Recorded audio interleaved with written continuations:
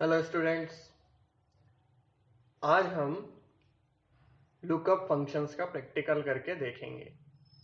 साथ ही साथ इसी वीडियो में ऑटो सम फंक्शन का प्रैक्टिकल भी देखेंगे। सबसे पहले हम वी लुकअप और एच लुकअप के बारे में बात करते हैं। तो स्क्रीन पर आपको एक स्प्रेडशीट दिख रही होगी। इस स्प्रेडशीट में मैंने कुछ एंट्रीज कर रखी हैं। इसमें मैंने अलग अलग कॉलम्स बना रखे हैं जिनमें आपका नाम और अलग अलग सब्जेक्ट्स लिखे हुए हैं। नीचे सभी बच्चों के नाम और उनके नंबर्स लिखे हुए हैं। इसी तरह से हम और एंट्रीज भी इसमें कर सकते हैं। यह याद रखिएगा कि वी लुकअप और एच लुकअप का इस्तेमाल हमेशा बड़े स्प्रेडशीट्स में ही किया जाता है। अधिकतर हम बड़ी जितनी बड़ी स्प्रेडशीट होती है उसी में हम वी लुकअप और एच लुकअप का इस्तेमाल वैल्यूज को देखने के लिए करते हैं। अब मैं यहाँ पर आपको बता दूं कि यहाँ पर कुछ बच्चों के मैंने नाम लिख रखे हैं। मान लीजिए यह एक बहुत बड़ी लिस्ट है और इसमें से मैं अनमोल का साइंस में कितने नंबर आए हैं यह देखना चाहता हूं। इसके लिए मैं यहां पर वी लुकअप का इस्तेमाल करता हूं। तो चलिए सबसे पहले हम एक सेल को सिलेक्ट कर लेते हैं, इसे एक्टिव सेल में बना लेते हैं। मान लीजिए मैंने एक सेल, इस सेल को सिलेक्ट किया, ठीक है। इसमें मुझे यह देखना है कि अनमोल के साइंस सब्जेक्ट में कितने नंबर हैं, ठीक। चलिए आगे बढ़ते हैं और सबसे पहले वी लुकअप फंक्शन को ओपन करते हैं। इसके लिए हम फार्मूला टैब पर क्लिक करके लुकअप एंड रेफरेंस वाले ऑप्शन में जाकर वी लुकअप को क्लिक करते हैं। एक डायलॉग बॉक्स हमारे सामने ओपन होता है। इसमें सबसे पहले हम वैल्यू इंटर करेंगे कि हम किसके लिए देख रहे हैं। तो हमें अनमोल के लिए देखना है। इसके लिए सेल का नंबर क्या है, A4, ठीक। इसके बाद हम यह बताएंगे कि हमें कहां से कहां तक सर्च करना है, मतलब कि इस स्प्रेडशीट में हमें कितनी रेंज में हमें सर्च करना है। अभी के लिए हम इस पूरी स्प्रेडशीट को ही एंटर कर देते हैं, मतलब कि A1 से लेकर हम E6 तक सर्चिंग करेंगे। क्योंकि यह एक छोटी सी स्प्रेडशीट हमने बना रखी है उदाहरण के लिए, इसलिए हम इस पूरे स्प्रेडशीट में सर्चिंग कर सकते हैं। फिर हम यह बताएंगे कि हमें कौन से कॉलम में सर्चिंग करना है। तो यहाँ पर आप देखिए 1, 2, 3, 4 और 5, ठीक है। 5वें नंबर का कॉलम है जिसमें हमने साइंस सब्जेक्ट लिखा हुआ है, तो हम यहाँ पर 5 लिख देंगे। इसके बाद हम रेंज लुकअप में 0 लिख देते हैं। 0 इसलिए लिखा गया है क्योंकि हमें यह पता है कि हमें एग्जैक्ट वैल्यू यहाँ पर मिल जाएगी। सारे एंट्रीज करने के बाद में हम ओके पर क्लिक करते हैं। जैसे ही आप ओके पर क्लिक करेंगे आप पाएंगे कि आपके सिलेक्ट किए गए सेल में आपको रिक्वायर्ड वैल्यू दिख रही है। अब आप चेक कीजिए, यहाँ पर अनमोल के साइंस सब्जेक्ट में 96 नंबर्स आए हैं। तो इस तरीके से हम वी लुकअप का इस्तेमाल करके किसी भी वैल्यू को हम चेक कर सकते हैं। वी लुकअप का इस्तेमाल कब होता है, जब हम कॉलम्स में एंट्रीज की गई होती हैं, ठीक है, और यह सॉर्ट की गई होती हैं, ठीक। इसमें हमने सॉर्टिंग इसकी की गई है, ठीक है। अब हम बात करते हैं एच लुकअप के बारे में, ठीक है। यह तो हमने वी लुकअप देख लिया कि वी लुकअप कैसे काम करता है। हालांकि हमने इस उदाहरण में एक छोटी सी स्प्रेडशीट का एग्जाम्पल लिया है। ऐसी कई बड़ी बड़ी स्प्रेडशीट होती हैं जिनमें हम वी लुकअप और एच लुकअप का एग्जाम्पल यूज करते हैं। ठीक है, अब वी लुकअप का उदाहरण देख लिया, अब एच लुकअप की बात करते हैं। तो एच लुकअप में आपको मैंने बताया था कि हम रो के हिसाब से एंट्रीज करते हैं। अभी वी लुकअप का इस्तेमाल जब हमने किया था तो हमने कॉलम में एंट्रीज की थी। ठीक है, जब एच लुकअप का इस्तेमाल किया जाता है तो हम रो के हिसाब से एंट्रीज करते हैं। यहाँ पर आप देख पा रहे होंगे कि हमने रो के हिसाब से एंट्रीज की हुई है। यह उदाहरण हमने आपकी किताब का ही उदाहरण लिया है ताकि आपको समझ में आ सके।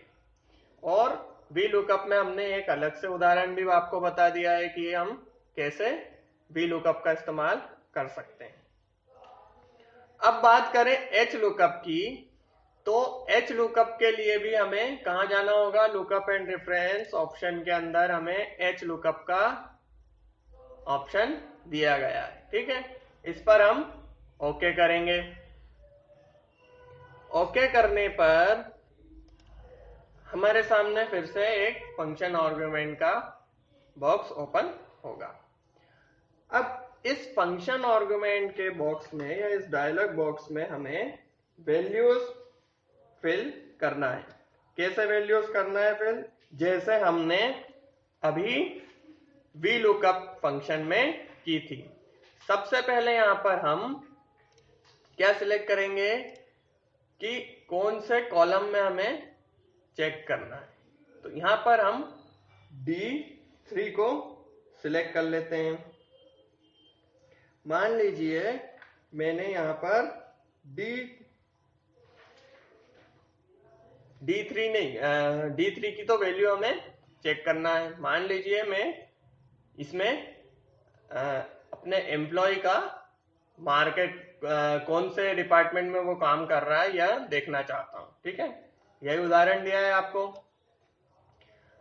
अब आपको सही दिख रहा होगा। ठीक है, यह तो हमने उसकी एम्प्लॉय आईडी लिख रखी है, अलग अलग एम्प्लॉयज की एम्प्लॉय आईडी है, फिर उनके नाम है और फिर उनका डिपार्टमेंट।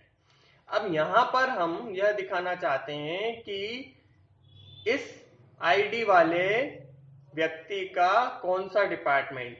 ठीक है, यह जो 10203 लिखा है, इस एम्प्लॉय आईडी वाले व्यक्ति का कौन सा डिपार्टमेंट है। तो सबसे पहले तो मैं यहां पर क्या लिखूंगा?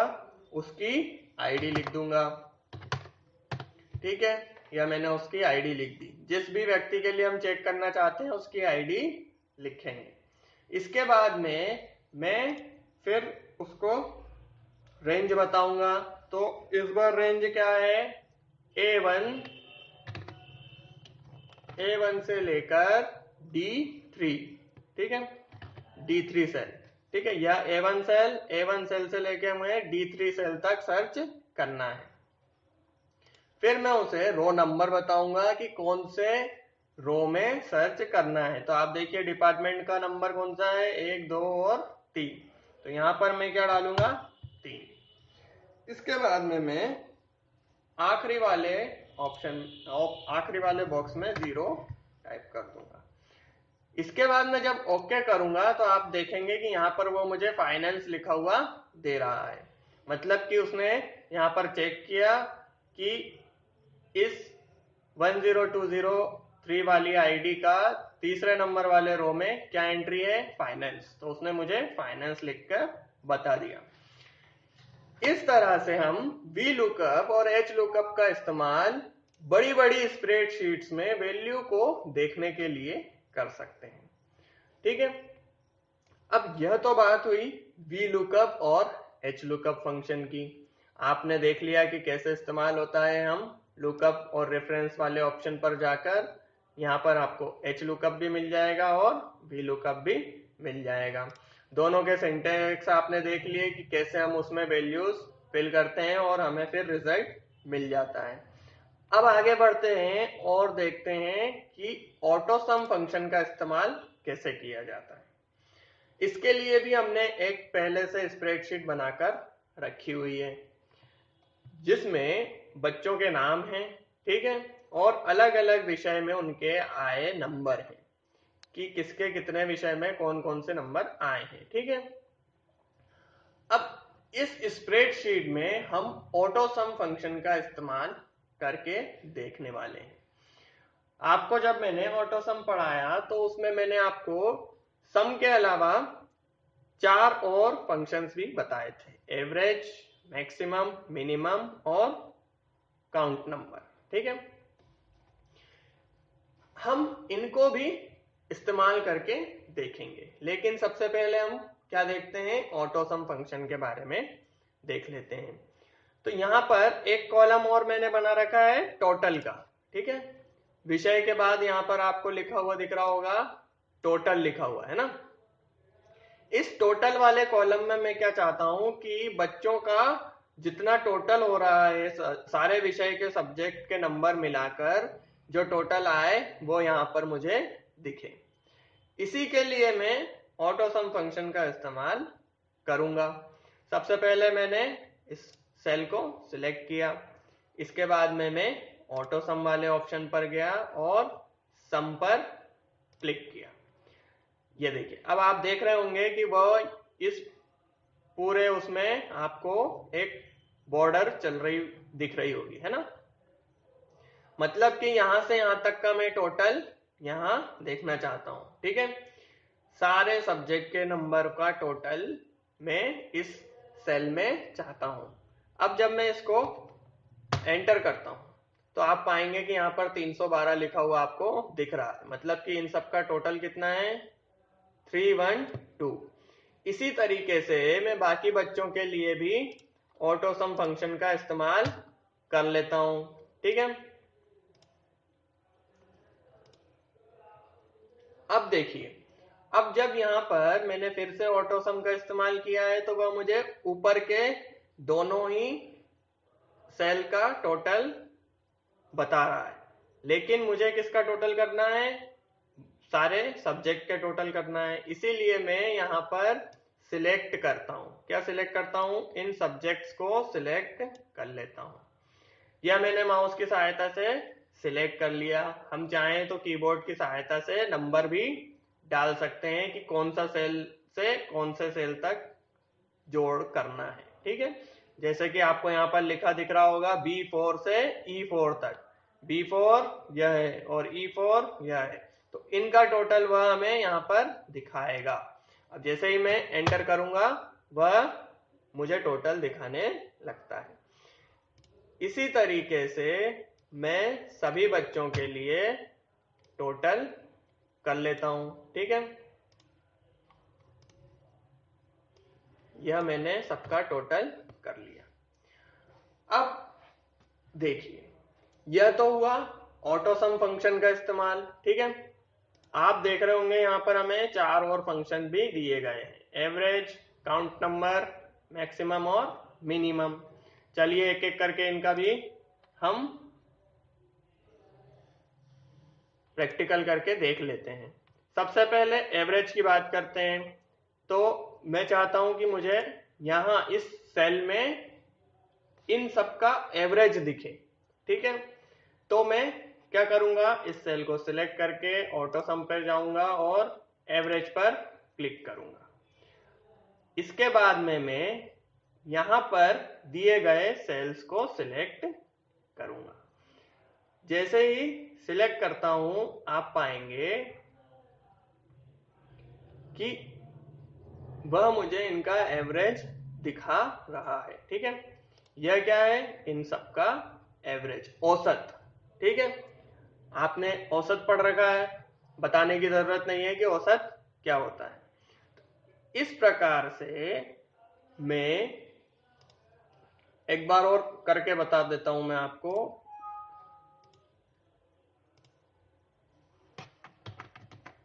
सबसे पहले हम ऑटो सम पे जाएंगे, एवरेज को सिलेक्ट करेंगे, इसके बाद में जितने का एवरेज हमें चाहिए वह हम सिलेक्ट कर लेंगे।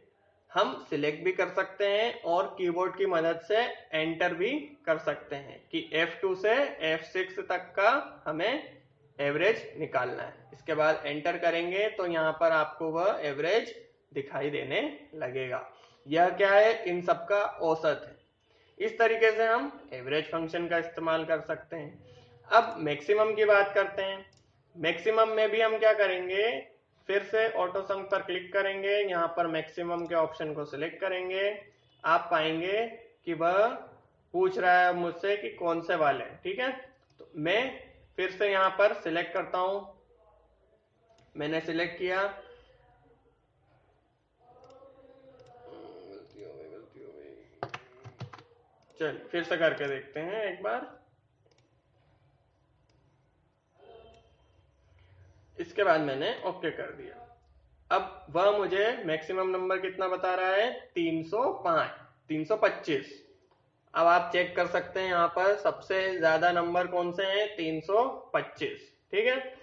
तो इस तरीके से हम मैक्सिमम फंक्शन का इस्तेमाल कर सकते हैं।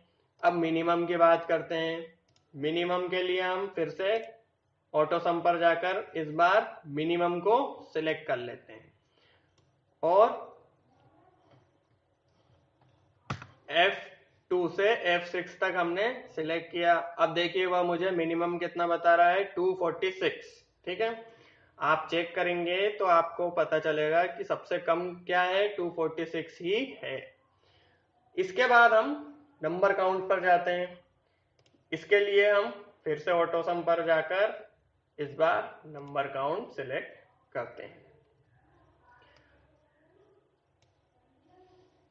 फिर से मैंने इंटर किया, आप पाएंगे कि 5 वो यहाँ पर लिखा हुआ दिखा रहा है। अब आप गिनिए, 1 2 3 4 और 5, ठीक है। 5 नंबर्स ही हमारे पास हैं, इसलिए वो यहाँ पर क्या दिखा रहा है, 5। इस तरह से हम नंबर्स को काउंट कर सकते हैं कि कितने नंबर हैं हमारे पास, ठीक।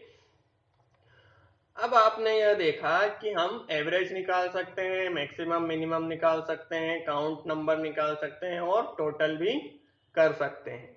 किसकी मदद से, इस ऑटो सम फंक्शन के मदद से, ठीक है। तो यह सब जब बड़े बड़े स्प्रेडशीट्स में हमें कैलकुलेशंस करनी होती हैं, हमें जरूरत होती है, तब हम इन ऑटो सम फंक्शन और लुकअप फंक्शंस का इस्तेमाल करते हैं। हम हमारी जरूरत के हिसाब से इनका इस्तेमाल कर सकते हैं। यह एक छोटा सा साधारण सा उदाहरण हमने लिया था। इसे आप इस तरीके से भी देख सकते हैं कि आपको अगर आपका रिजल्ट तैयार करना है तो उसके लिए हम इस फंक्शन का इस्तेमाल कर सकते हैं। सभी सब्जेक्ट के नंबर जोड़ने के लिए हमने ऑटो सम फंक्शन का इस्तेमाल किया, फिर एवरेज निकालने के लिए और मैक्सिमम मिनिमम निकालने के लिए भी इसका इस्तेमाल हमने करके देखा। इस तरह से आज हमने इस वीडियो में लुकअप फंक्शन और ऑटो सम फंक्शन का प्रैक्टिकल करके देख लिया। Thank you.